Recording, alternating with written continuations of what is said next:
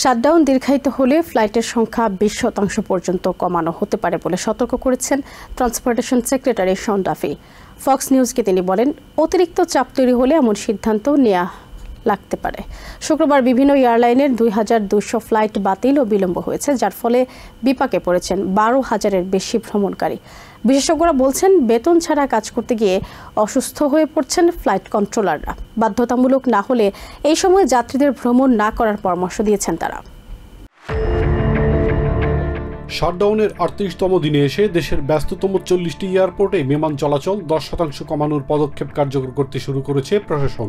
নির্দেশনা জারির পর শুক্রবার 2200টি ফ্লাইট বাতিল ও বিলম্ব হয়েছে। বিড়ম্বনায় পড়েন 12,000-এর বেশি যাত্রী। তবে প্রথম দিনে 2% ফ্লাইট কমানো হয়েছে বলে দাবি করেছেন ট্রান্সপোর্ট সেক্রেটারি শন ডাফি। FAA দাবি করেছে 93% ফ্লাইট ঠিক সময়েই ছেড়েছে।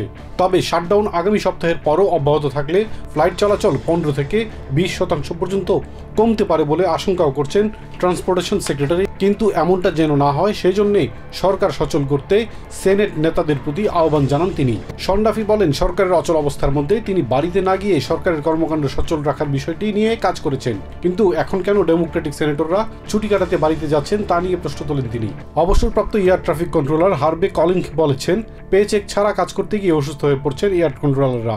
তবে কাজের চাপ বেশি থাকলেও নিজেদের আকাশ সীমায় যত বিমানই প্রবেশ করুক না কেন, এয়ার কন্ট্রোলাররা সবসময় মনিটরিং করেই যাবে।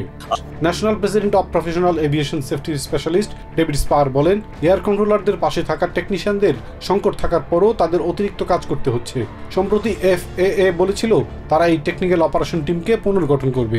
এমন সময় এই শাটডাউন শুরু হয় বলেও স্মরণ করিয়ে দেন তিনি।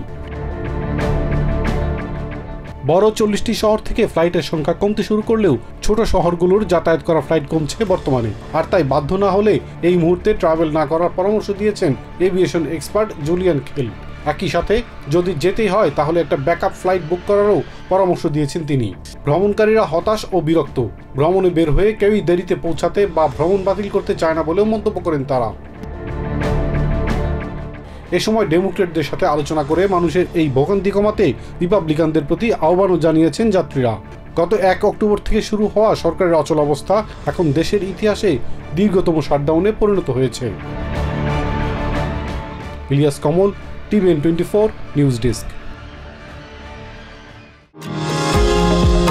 নিউ ইয়র্ক থেকে সম্প্রচারিত TVN 24 টেলিভিশন বিশ্বজুড়ে বাঙালির কণ্ঠস্বর।